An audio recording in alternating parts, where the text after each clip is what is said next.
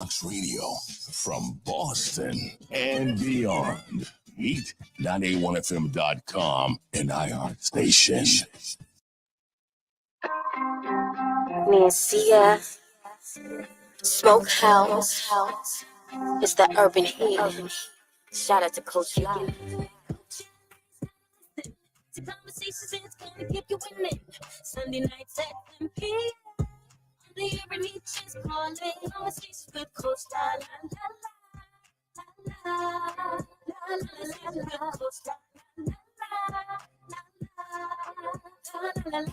If you got something on your mind, you can call in, you can hit a line.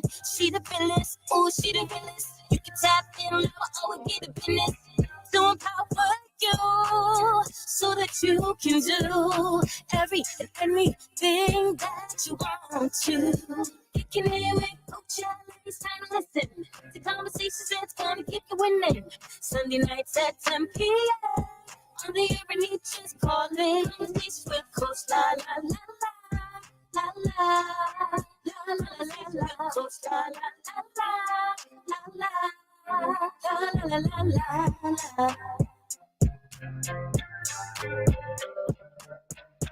What's going on? What's going on, beautiful people? Welcome to another episode of Conversations with Coach La La La. I'm super excited to be here with you this evening. It's Sunday. It's a beautiful day in the neighborhood here at the Urban Heat Studios. And you guys know every week I'm excited to have conversations with different people, different walks of life about their journeys and their thoughts around mental health and their bet on self journeys.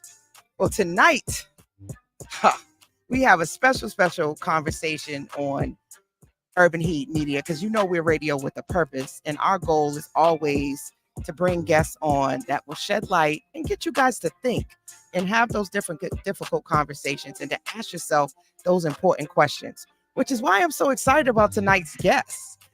Mr. Elliott Connie is a psychotherapist. He's an author. He's a podcaster.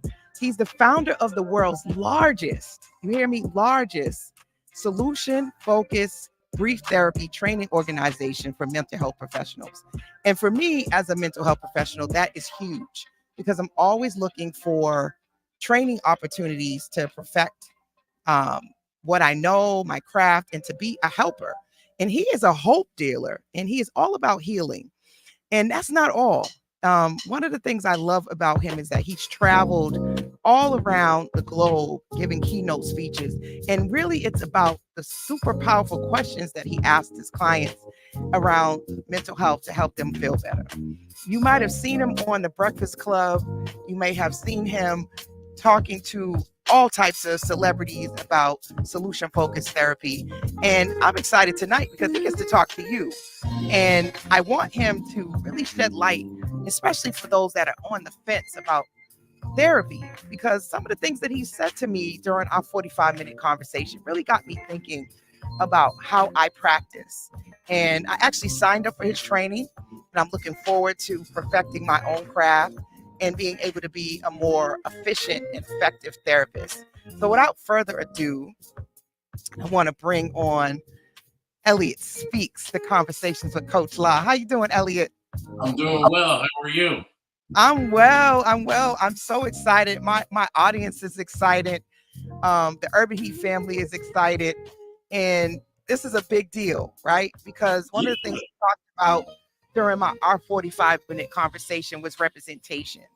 And that when you came into the field, there wasn't a you, and how you were excited to be here for me so that I would be able to connect with you and see that you exist. So again, thank you for all of the work you're doing and for stepping into your authenticity and just being a pillar to all those of us that are trying to find our identity in this space that's not really designed for us. So thank you. Honored. Thank you. So I always ask everyone, I read a little bit about your bio, but from your perspective, who is Elliott? Elliott is an evolving creature. Elliott is someone who has survived a lot. And as a consequence of surviving, Elliott is someone who wants to inspire people. And I evolve in the way that I want to do that, in the way that I want to reach people. Like my first iteration of that is wanting to become a psychotherapist. And then I've gone on to write books, train other psychotherapists, making a TV show, talking to wonderful people like you. Elliott is a survivor who just wants to help people heal. You know, you told a lot of your story to me, but also as I've been following you over the years, you talked about your own journey in childhood and just not wanting to be here. And I think, you know, that's something we don't talk about a lot. And I have heard two schools of thought. One school of thought about therapists who have therapists or have a traumatic past, like how can we help people? And one of the things I admired is you said that actually was your turning point, is when you realize that you could actually use what you've been through and use that to help other people. And I think that's huge. And I think a lot of people are trying to find purpose. But how did you actually come to that realization? I think so. I think the biggest realization I had was if your pain has a purpose, it doesn't hurt anymore because it just becomes a part of your mission. And I think everybody has a purpose, just most people don't listen. Like, you know, when I was in college, I'll give you an example. When I was in college, I had dreams of being rich, successful, driving a cool car, and all that stuff. It became clear to me that my purpose was going to be as a helper. And I literally, when I felt this calling, I went to my advisor, my academic advisor. I switched my major to psychology and didn't look back. Now, so many people let their ego or like external factors get in the way. Because like I wanted to be like, you know, this big deal in whatever industry, but the calling was to do psychotherapy. And I think everybody, if you just quiet yourself and you just listen, you just pay attention, you'll know. You'll see what feeds you, and you can hear the world communicating with you. Like you can just feel it. And for me, it was to be a psychotherapist. And the funny thing is, all those three things I dreamt about in college have happened. Like I did become well known. I did become a leader of an industry, and I do have some financial resources beyond what I ever thought I would have. But it all came because I just listened. So, you know, that's one of the things I think, and we talked a really long time. I want to shed light on that. But I think when you've had a traumatic past, a lot of my clients have said that's the hardest thing is to sit still. They want to keep moving, and they're very distracted and they're very uneasy in their own spirits. And a lot of what you were talking to me about, especially for people of color, is that mental health is a privilege. And I never really thought about it like that. Like, Sure. But it made so much sense to me when I got off the call with you that if we're constantly going through things and we're constantly in a traumatic space, how do we have a chance to sit still and be quiet and hear that? No, you don't. Like the ability to focus on your mental health is a privilege. And in my opinion, it is the last threshold. It's the last obstacle of the civil rights movement. Because all of the things that they fought for was equality. And once you have equality, then you can focus on your mental health. And the example I always give people is when we were an enslaved people on this continent, we couldn't focus on our mental health. We were just focused on surviving day to day. If I had a bad day and I turned to one of my friends and I said, man, I think I'm depressed. They'd be like, man, I'm depressed too. Look at our circumstances. Look at our situation. You have to earn a level of equality to have the right and ability to just say, I'm going to focus on my mental health and see if I can not be anxious, depressed.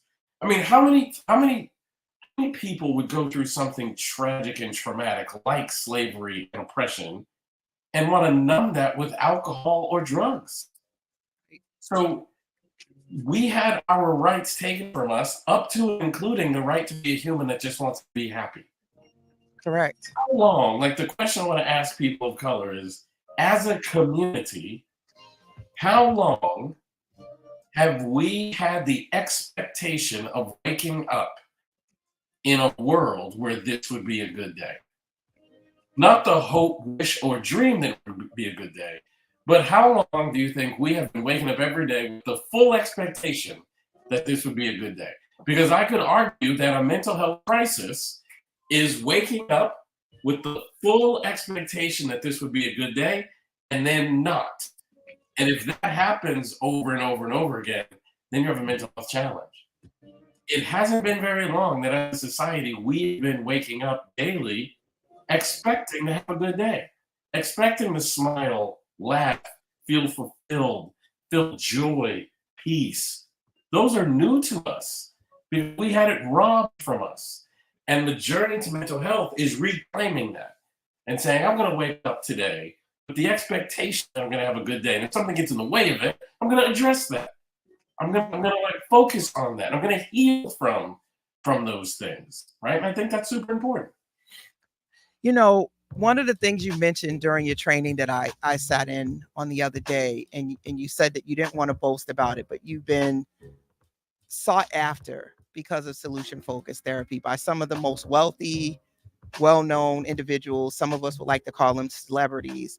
And we all know that just simply getting money hasn't been the source of people finding happiness. Right. And even despite all of that, you still have people committing suicide and still doing drugs and all of these things. I was just curious, like, you know, what, given all of that, if we think that success and money is going to be the solution, but we still have such a mentality that we're still broken as a people. What do you? I mean, success and money are not the solution to anything. It's what I will tell you is success and money will just amplify whatever is going on in your life. So if you are broken with success and money, you're going to be more broken. You just have more resources to exploit that brokenness part of you. We have to heal from the things that happened in life, whether it's your childhood, abuse, or trauma, whatever. We have to heal from those problematic things. And a lot of us we just don't like culturally or societally do the work to heal from those things. If you think that money or fame is going to fix that, that's not true. I mean, I've talked to some of the biggest celebrities in our society, in our culture, and I can tell you, it amplifies what is wrong and what is troubling to you, not the opposite. Well, I had read Will Smith's book, and one of the things you said is you had a long talk with Will Smith. Yeah. And we've all seen some of his struggles publicly, you know, and he takes many moments of just kind of shutting down from the world. And I think he's one of the most talented, insightful, profound individuals ever. And when we watched him have his own mental health breakdown, I think a lot of people was like, what's going on with Will? But I actually got it as a therapist. I can understand how it happens, especially after reading his book. And one of the things he said in his book too was around always living in a place of still feeling as if he didn't have money, or feeling constantly like he was pressed, that he would lose at any moment. No matter how much money he amassed, he still sort of acted as if he was this poor man from Philly that was just on the verge of being homeless. Right. And I think when we think about solution-focused therapy, some of the things I've been doing, looking at your 100 questions, is changing the way we do therapy. And little did I know, and one of the things I've loved about going to school is you would have these insights and it would give you names for it. So I felt like you got me, and some of the things I have been thinking about and saying in terms of hope, solutions, and like, I don't want to sit in a therapy session and just talk about your past and your trauma the whole time. That's not helping you. I felt like I was being insensitive at first until I met you. Right? So can you like tell the audience a little bit, the listeners, what is solution-focused therapy, and why are you saying that this is the new way of social justice, especially for Black folks? Well, traditional psychotherapy is about what's wrong with you, identifying what's wrong and try to fix it. The problem is, well, there's a couple of problems to that. Number one, in order for me to identify what's wrong, I have to view you through the lens of brokenness. And that's not really the effective way to help create change. And the best example I can give for that is, imagine if you wanted to get in shape. I'm actually in a season of my life where I'm getting in shape and I'm working out. I'm going to the gym. I saw you getting it in. You follow me on social media, you see me doing the thing. Yeah. So imagine you go to the gym and you hire a personal trainer and you're like, yo, I want to get in shape. And the personal trainer says, well, how did you get out of shape? Let's have a conversation about that first. You are going to be demotivated by that conversation. Because that is not an inspiring conversation. You focus on the flaws and the problems, and it makes the thing you're actually trying to achieve harder, right? So that's the first problem with traditional psychotherapy is we focus on the problem, and you end up just learning more about the problem. Well, solution-focused brief therapy invites clients to focus on the outcome they want to achieve. And the beauty of that is once you start focusing on the outcome you want to achieve, then you learn more about the outcome you want to achieve, which makes you more likely to achieve it. So the conversation that we have as therapists is solely around outcomes and how the client can move their life from the current circumstance, whatever it might be, to the outcome that they hope to achieve.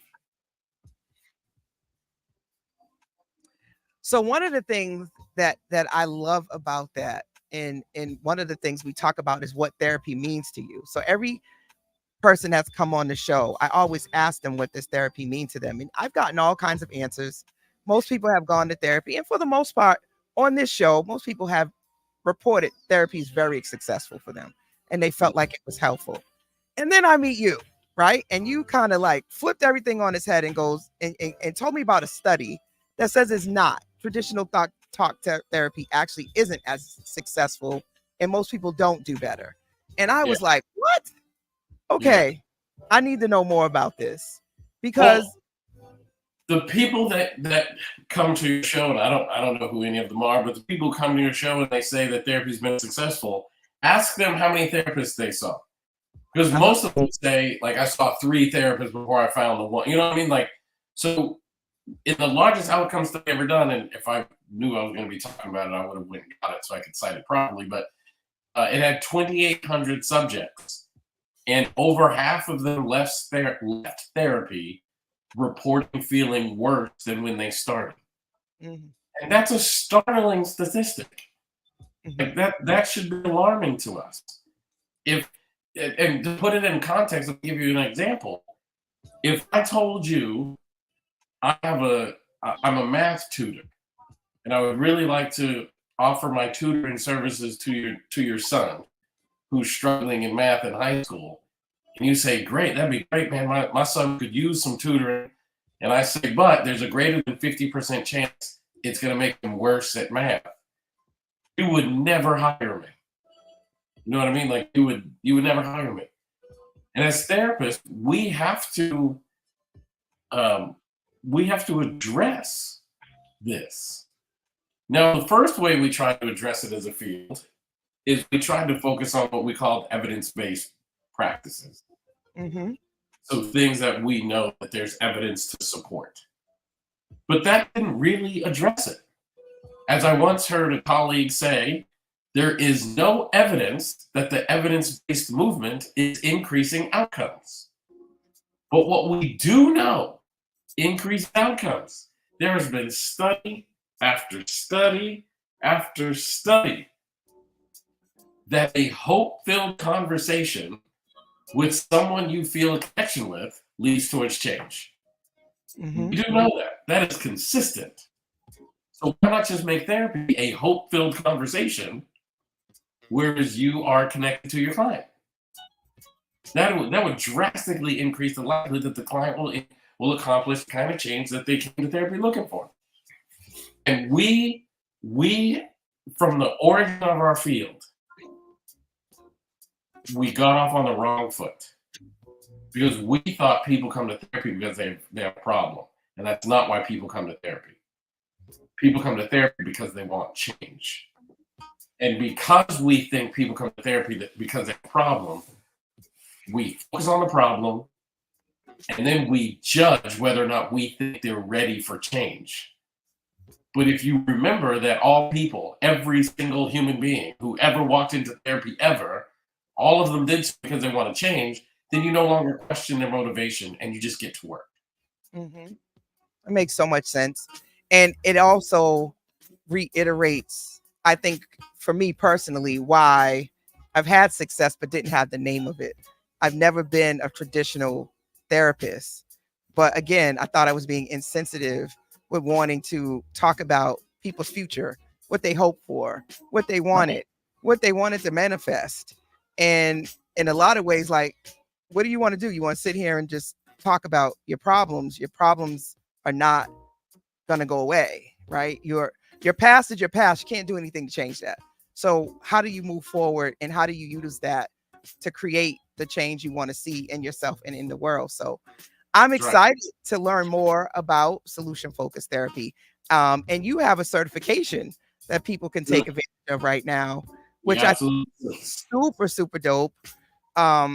Because I think you have to constantly, as a psychotherapist, be willing to learn. I think that's a key component to us being great helpers, is to not get too stuck in our own ways, that we think that what we know is all we know and there's no other better way to do it.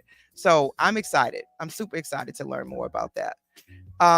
Now, why did you pick solution-focused therapy? Now, how did you come about falling upon this discovery? It was the only one that made sense to me.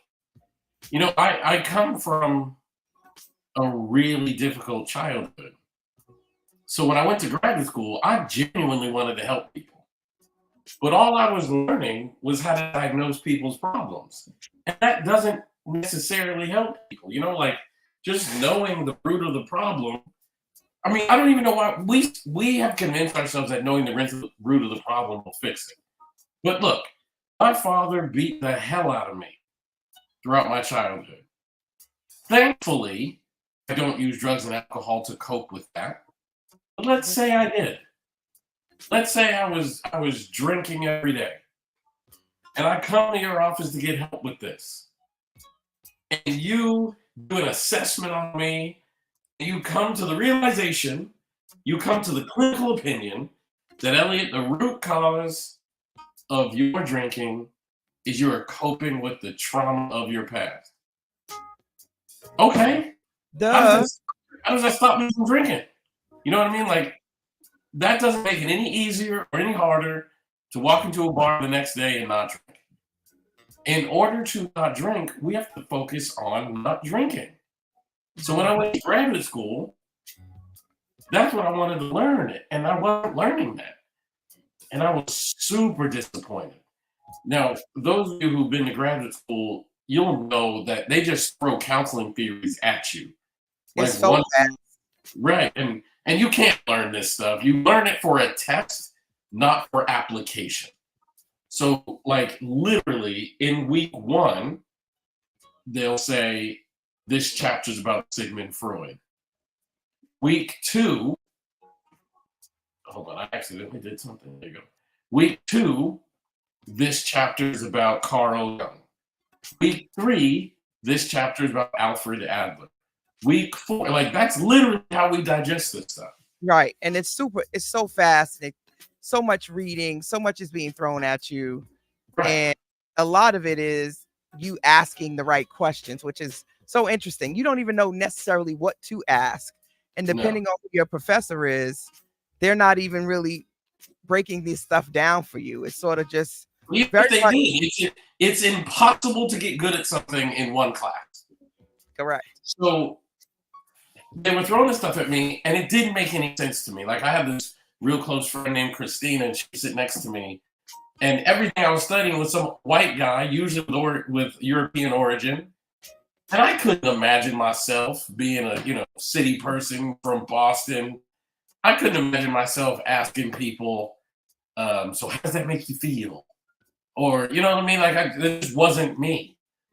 And then one day, I'll never forget, in this class, it was one of those chapters where we were being introduced to a theory. In fact, this chapter, we were being introduced to what was called postmodern approaches. And there were four, something called NLP, neuro linguistic programming. There was narrative therapy. There was feminist theory, which a lot of people don't hear the word feminism associated with psychotherapy, but there's actually a psychotherapy approach known as feminist theory. And the fourth one was solution-focused brief therapy. It was 2.5 pages of that chapter, but it was the first thing I read in graduate school that made absolute and complete total sense to me. As soon as I read it, I thought, I know exactly what this theory of therapy is asking me to do. As soon as I read it, I knew exactly what it was. You know, it's interesting, a little bit different than your approach. I sort of picked pieces of theories and techniques that I like. I didn't like any of them, from nuts to bolts, soup to nuts. I didn't like any of it. Like, it was like, I like this piece of narrative therapy. I like this piece of cognitive behavioral therapy. I like this piece of motivational interviewing. So I've created like a smorgasbord, but all of the pieces that I've selected were really about progress and insight and getting people to think about what they wanted to achieve. What I didn't realize, although I say I practice solution-focused therapy, I've never really gone in depth. So I love what I know about it, but I'm also aware that I'm not an expert in it. But one of the things you said in the training is that you got to use it. You got to use it. You got to use it, and you got to be very intentional about it. Now, the question that I think a lot of therapists that might be listening to the show are familiar with, that's very much a solution-focused question, is the miracle question. Yes. And a lot of us know that one. And I think that's probably the one I've gravitated to and have used quite often, is that miracle question. Right. So the other thing we talked about was just you finding your identity. And you were on a panel and you were saying that moment that you decided that you were going to dress as your authentic self and show up as your authentic self, and how that was such an eye-awakening moment for you. Yeah. Can you talk to my listeners a little bit more about that? Yeah, I mean, I think, if I say,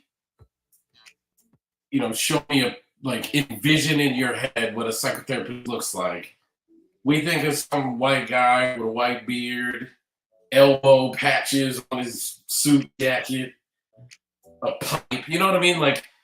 And I didn't see or hear me when I was in graduate school.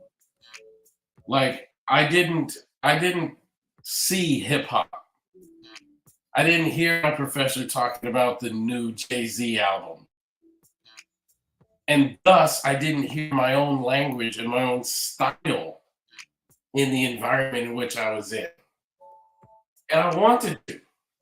I wanted to a lot. And when I got myself in a position, to be very honest with you, I kind of put on the uniform to look like a therapist. But eventually I stopped recognizing myself in the mirror, man. And that was a gut-wrenching thing. I no longer saw me in my reflection.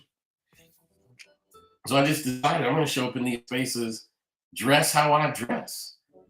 I'm going to show up in these spaces. I mean, I have a master's degree. I have a license.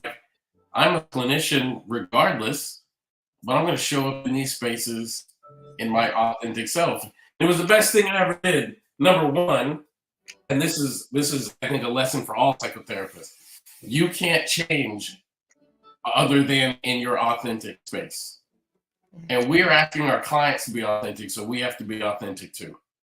It's scary and it's vulnerable, but you have to do it.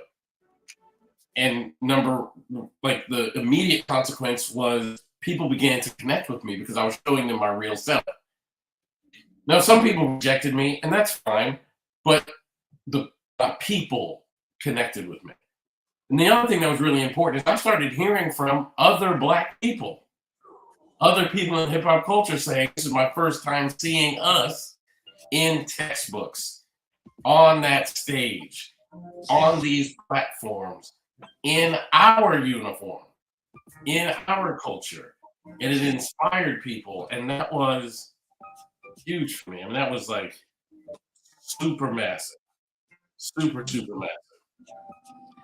I'm assuming that with that, you mentioned that there was some rejection, and all this sounds really great, but we're human at our core. And remember, you mentioned briefly that not everybody in our field was embracing, and right. there was a lot of blackballing and just sort of criticism of what you wanted to do.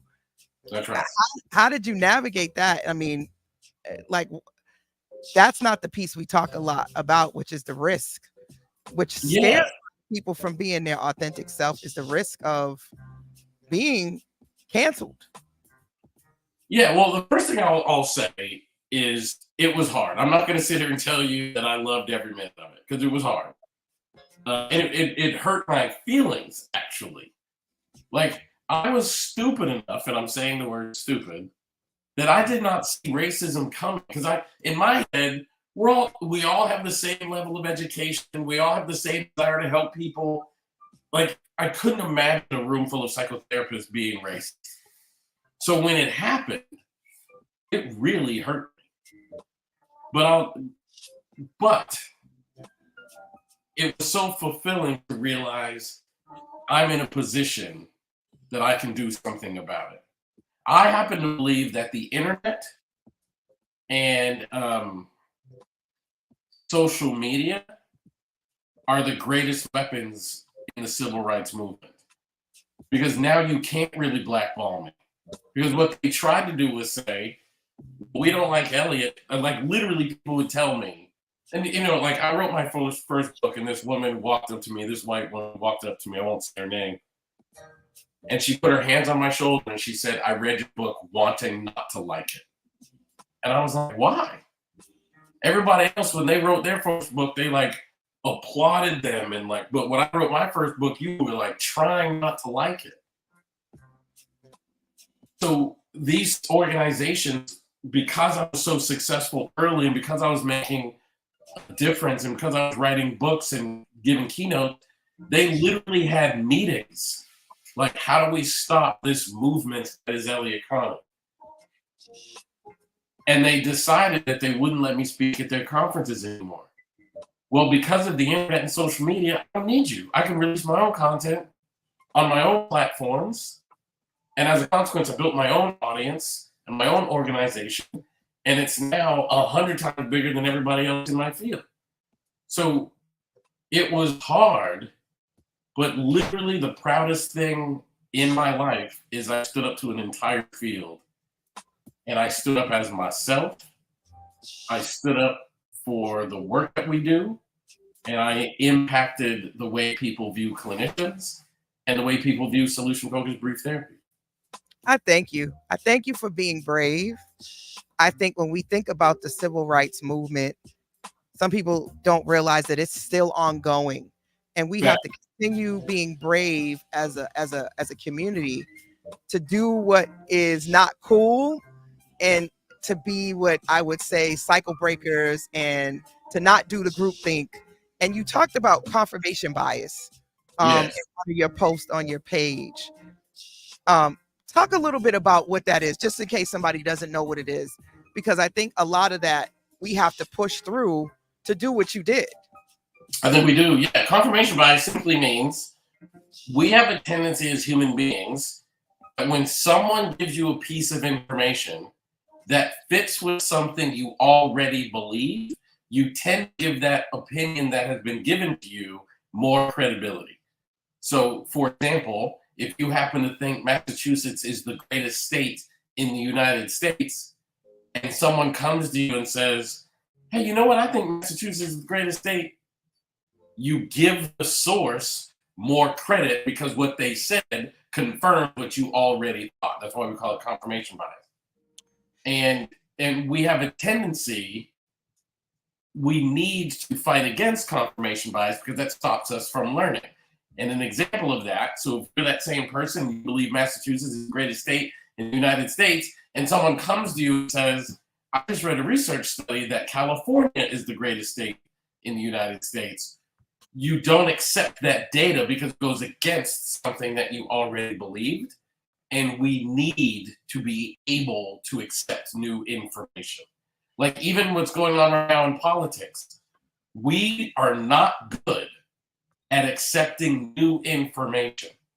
If you believe that a particular candidate is the best and someone says, well, maybe they are a risk to democracy in these ways or those ways, we have a tendency to say, no, I'm not accepting that data because it would force me to rethink my previously conceived ideas. And we need to be better at that because you can't learn. If all you do is accept confirmation bias, you'll never learn anything. You are dropping so many bars. And, you know, one of the reasons why I wanted to do this show is, you know, my reach as a therapist is only so far. And you said this on the talk that you just did, the training, that most people burn out within, I think, the first 8 or 9 months of going We start seeing symptoms of burnout. Psychotherapists start seeing symptoms of burnout within 8 months of starting right. So knowing not that I knew that statistic, but just the number of people that need support and need help, if you were to try to take all those people on and not have any work-life balance to try to make a living, you would get burnt out really quick. True. So this show was a way to, how do I reach more people and still try to give them some information that at least inspires them, motivates them to change. I love it. And on the time of day where most people are probably strolling the internet and having insomnia and thinking about their week and dreading Monday, because people are like, why would you want to do your show on a Sunday at 10 p.m. at night? And I'm like, well, think about this. Most people are still up and they're strolling, they're listening to something, or they're going to listen to it the next day. So I really want, especially for Black folks, because I went to UMass Boston, and undergrad I took economics and Africana studies, which is AKA Black history. And one of my biggest questions were, why were people of color constantly described as impoverished, disenfranchised, marginalized? I mean, all these words, right? And I'm like, how is that possible that that's the only way that we're seeing? It has to be some other information out here that shows something else. And I didn't think I would be a psychotherapist. I just wanted to make a lot of money and come back and buy the block. That's the truth. I wanted to be a philanthropist and an angel investor to be able to help other entrepreneurs start their businesses. And I figured the key to that was to go learn how to make money. Well, God had another plan. So you mentioned in your training about it being a calling. So I definitely did not see myself doing this for the rest of my life, but I love it. I really love seeing people have what you actually call an aha moment. Yeah. And I call it a bet on self moment. And a bet on self moment is that moment when you go, despite what I've been through, it is up to me. If not now, then when? And if not who? If not me, then who? Right. And so little did I know, I was talking solution-focused therapy all along. So I'm about to be the baddest mofo solution-focused therapist that you have seen, Mr. Elliott Connie. Okay? I love it. I want that. I want that. They about to know my name up in these streets. So and from the mountaintops. I'm excited because I needed something that I could feel confident that would work. And not just because of what you said, but I mean, I got a little bit of knowledge. You know, I think I got a little bit of sense. And it made sense. I'm like, it makes a lot of sense. Yeah. I'm about to go ahead and give him my little coin. He got this payment plan. So I'm about to sign up. I'm about to get this certification. And I've been trying it already on my clients. And it's interesting because they go, you're asking me a lot of questions. I never Yeah. really thought about this. And here's the beauty of it. I'm not talking as much. I was feeling like a motivational speaker a lot of times in my sessions. Man, that's a quick way to burn out. As soon as I started switching, and I switched quick, they were like, I don't know. And I was okay with them not knowing. I was like, that's great. Well, maybe that's something where we should start. What do you think you need to be good at to know? Man, listen, I only got a little bit of knowledge already. I don't even got it all. And I'm like, oh, even if you ask questions, when someone says, I don't know, to me, I would say, what do you think? yes, I'm excited. I'm excited because it also matches a lot of coaching. So life coaching is a lot of questions, which is where I started. I started in life coaching before I became a psychotherapist. And it's really about change. It's about moving people forward. It's task oriented. So this is very, very, very ideal. So what would you say? I mean, I know now you're like working with, strictly celebrities, and you're like, I work with whoever calls me. Yeah, you're like a big deal. You're a big deal. You got but I'm for real. If you looked at my calendar, you would see names that you recognize, and you'd see, Jane and John Doe. Like, is there anything that sort of has been a challenge though? I know right now it sounds like you found the secret sauce, but is there anything that you're finding isn't working for you? Anything that you are afraid of or scared of as you're moving forward? Or do you feel like you've got it all figured out now? Absolutely not. I have absolutely no fear whatsoever. I don't feel like I've got it all figured out. I'm certainly going to learn along the way, but I have absolutely no fear. I lost fear a long time ago. I have absolutely 100% no fear whatsoever. That's dope. I think a lot of people would love to be able to say that out loud, that they don't have any fear. I think people are held back by fear. Like, one of the gifts of my trauma was I learned I can survive anything. So why would I fear anything when I already know that I can walk through hell? So I just don't fear anything because I've already been through a lot. And I came out of that knowing, I can survive hard things. Got it. Like, I think the reason people have fear is they don't recognize the superhero within themselves. I think if people look back in their history, they gave themselves credit for all of the things they've been through and for all of the successes they had, for all of the accomplishments in their lives, they wouldn't have fear. But I think most people, we ignore our successes and our brilliance, and we only attend to our flaws.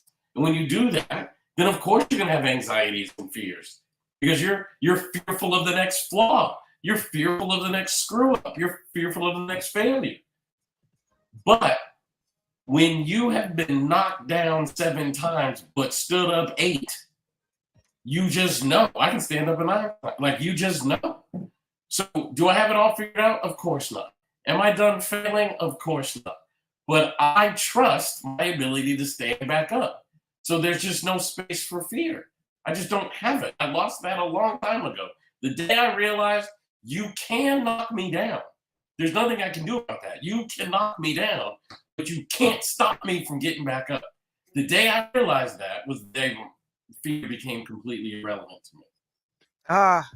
Do y'all hear this? You guys have been tuned into the Urban Heat 98.1 FM. This is Conversations with Coach La. I have the honor of talking to Mr. Elliott Connie tonight, and about solutions and not problems. And I think this is the secret sauce. I think hope. I think asking yourself the right questions. I think realizing our strengths and not our weaknesses, and just the ancestors that we've come from. Yes. Survived some really, really hard things and fought through some hard things for a lot of us to be sitting where we're sitting. If that doesn't fire you up, if that doesn't motivate you to think that you can do anything, I don't know what will. But I want to talk a little bit about spirituality, because that's the other thing that people sort of bring up. I have a lot of people who come and talk about believing in prayer and therapy not working. Any thoughts on that? I got an idea on what you would say, but just for those that are listening that don't believe necessarily in therapy, but really are holding on to their spirituality, but still feeling quite broken and sad. Well, number one, I think faith is important. I'm a person of faith, and I think that's also part of how fear left my life, because I believe God carries me through things. So I'm just not capable of fear because of my faith. But I do think it's a big mistake to use prayer instead of therapy. And I was thinking about the first job I ever had in this field. I was doing in-home family therapy. So I was like driving to people's homes, knocking on their door for this agency I worked for. They would invite me into their homes. And this one woman, I'll never forget her. She was really annoyed that she had to participate in this program. And she said, I don't need this. I said, how come? And she said, because I got Jesus and I don't need help. And I said, ma'am, I remember reading in the Bible one day that God works through people. And she said, yeah, that's true. And I said, then how do you know that I'm not part of God's plan for your healing? Mm-hmm. And she went, oh, that's a good point. Mm-hmm. So that's what I would say is like, if you're praying for healing and then a healer knocks on your door, maybe that's part of God's plan. Oh, you good, Elliott. You good. This idea that like, oh, I don't need therapy because I have Jesus, but maybe Jesus invited the healers into your life. Like Jesus isn't like when you, and I think people need to understand this. When you're having a financial problem and you pray for finances, like, man, I'm really struggling. I need some money. A prayer is not answered by you open your front door and there's a duffel bag full of money. A prayer is answered when you say, man, I really need some money. It just so happens that a newspaper gets dropped off on your front desk, on your front door that day, and you open the classifieds and there's a bunch of jobs you should apply for. That's how the prayer is answered. But you got to be willing to call all those jobs and set up all those interviews and go on all those interviews and accept the job when it's offered. But the prayer isn't answered by a duffel bag falling through the ceiling with money coming. You have to see the signs. So when you pray that God will take care of you and God sends you a doctor, a therapist, a nurse, that's the answered prayer. And if you don't engage in it, you just missed it. Like you just missed it. Oh man, Elliott is giving us all kinds of nuggets. Thank you for everyone that's listening through iHeartRadio, LinkedIn, Facebook, YouTube, and Instagram. Shout out to everybody. Chris, I see you out there. Thank you for the comments. Mina Shea Style, Third Journey. I see you, sis. Sandra Jackson. Good evening. Yes, and we got a question from Miss Moon from the Urban Heat. She said, I'm curious, what are your thoughts? What are your thoughts on our youth and their overexpressive nature in the music industry? So I'm gonna take it that they are being influenced. And what's your thoughts on it? I love it. I think art is always expressive and should always push boundaries. Like our parents were told that Elvis was overly expressive because he was shaking his hips. So like the point of art is to express ourselves and push cultural norms and push cultural boundaries. So I love that that's just kind of what our generation or our kids' generation really is doing. Like they're just doing what art is supposed to be done and what art is done historically. Do you think Picasso's parents were pleased that he was painting women with 3 breasts? Like that's just what art does.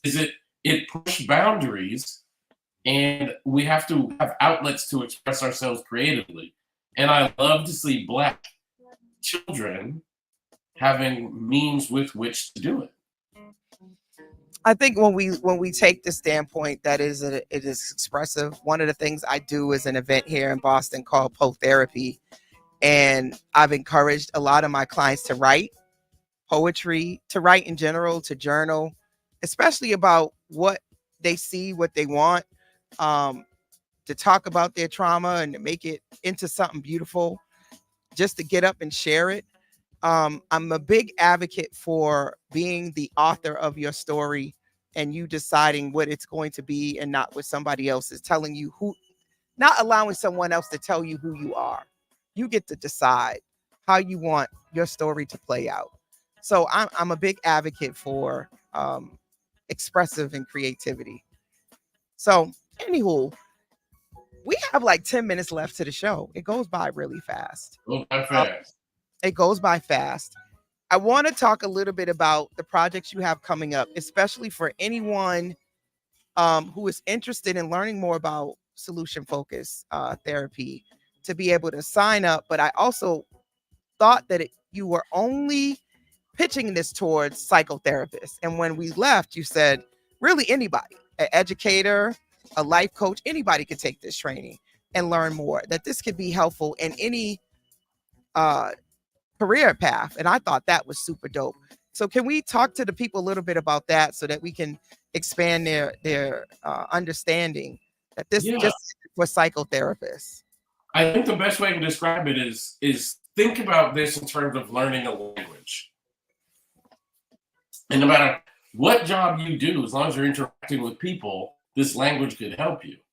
And the other thing, and I'm going to do a shameless plug here, but my newest book is about to come out, and I would love it if you would go on to Amazon or BarnesandNoble.com or wherever and pre-order the book. It would mean the world to me. It's audio book too. Yeah, it's on audio. It's going to come out on audio, Kindle, all the things. And if you would go get it, it's called Change Your Questions, Change Your Future. I would be so appreciative. My publisher has told me that we have to get a bunch of pre-orders because that tells the bookstores that people are really interested. And trust me, this kind of book is going to teach you how to ask the kind of questions that move your life in the direction in which you would like it to go. And that's what I'm really, really excited about. So if you're a professional and you want to learn how to do solution-focused brief therapy, if you're a teacher, nurse, psychotherapist, social worker, then I have training courses. Head over to my website, which is ElliottConnie.com. Make sure you spell my name right, 2 L's and 2 T's, ElliottConnie.com. And if you're just a layperson and you're thinking, man, I really need to change my life, I wrote a book for you, literally for you, and I want you to get it. I think, I've always said that you should be the change you want to see in the world. Not only that, not everybody who comes from a traumatic past ends up on drugs, ends up being, a menace to society. And I think it's been one of those questions where, how is that? How do some people end up with coming from the same families, going through the same stuff, and they go into different paths? And I think you mentioned that even with your own family, that have a sibling that's quite different than you. Yeah. And I think that's not unusual. No. We see that. Yeah. What do you, because I know a lot of people are listening. We're making it seem like so easy. It's almost like when you see those people who can run a race or play basketball, they make it look so easy. But so many people struggle with making this shift, even with us. And one of the things I loved about what you said is that we can't be responsible for people's change, their success, or their failure. But there are some people who are just, no matter what, who they talk to, whatever they do, they just can't seem to make that shift. Why?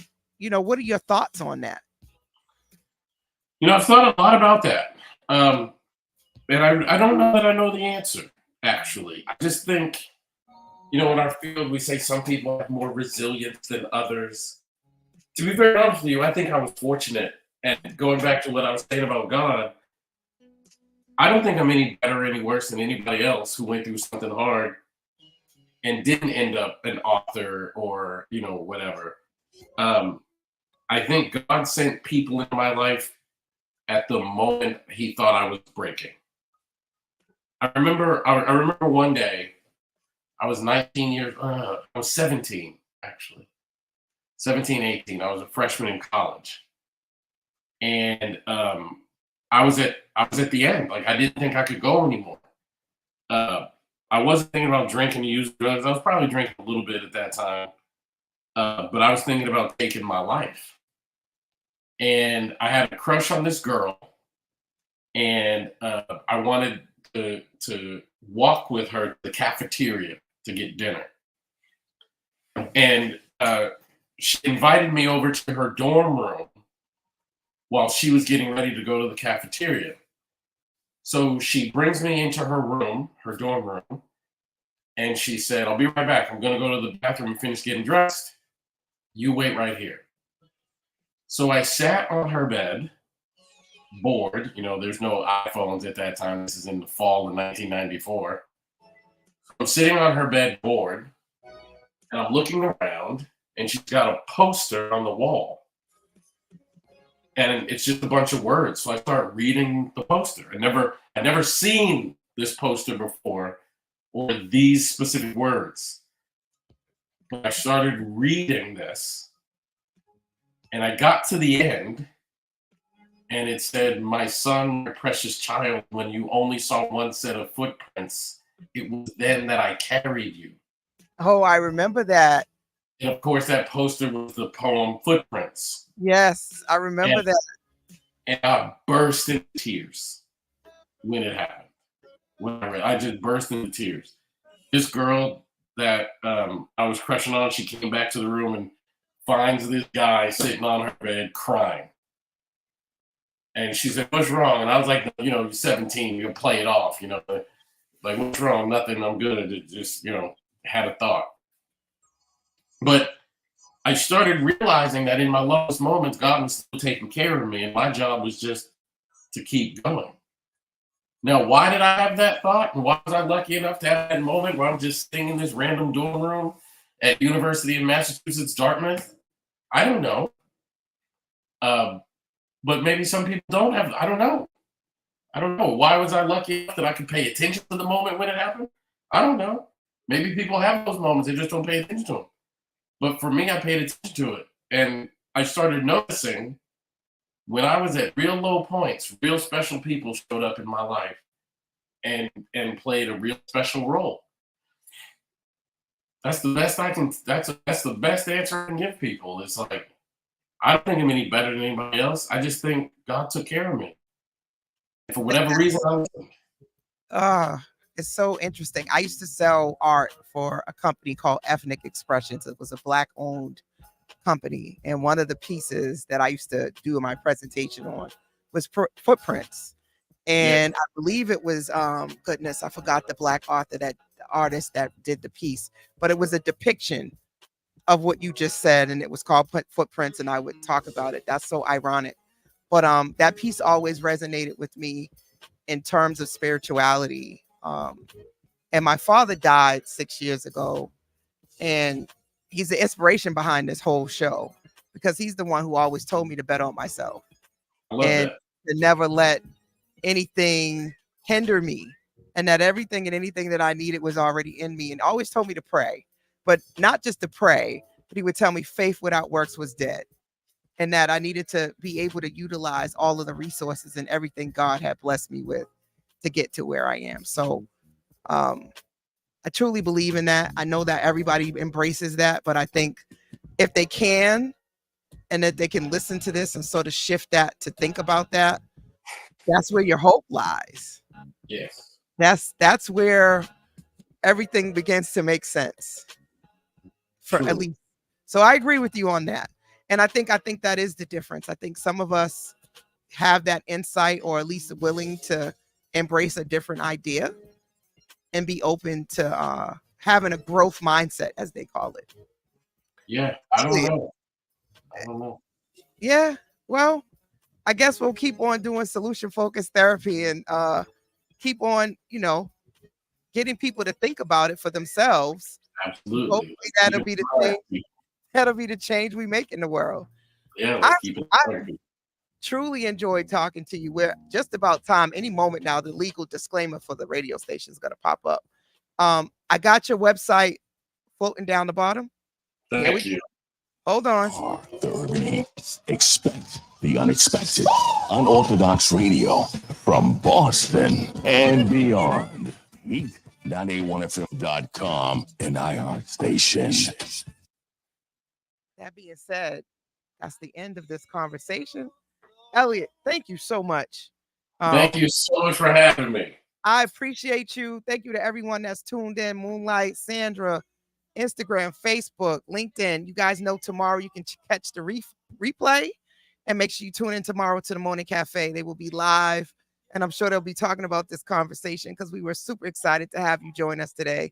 You guys make sure you listen to the Family Podcast, the Family Therapy Podcast on iHeartRadio, presented by the Black Effect. Let's get it. Listen, you guys need to make sure you follow Elliott. And for every clinician, educator, helping professional, sign up for the training and hit me up so we can talk about what we're learning. Let's do a study group. Have a great night. Thank you so much. Thank you. Keep doing the work you're doing. And you know, I'm always here to be a supporter, and I'm about to be the dopest, best. You better. I'm about to come for your title. I ain't gonna get that, but you can have a throne next to me. Yep, you see, I'm wearing the GOAT. I'm about to be the greatest of all times. I hope so. Have a good night, and thank you so much for all you do. God bless you. Bye, everybody. Good night.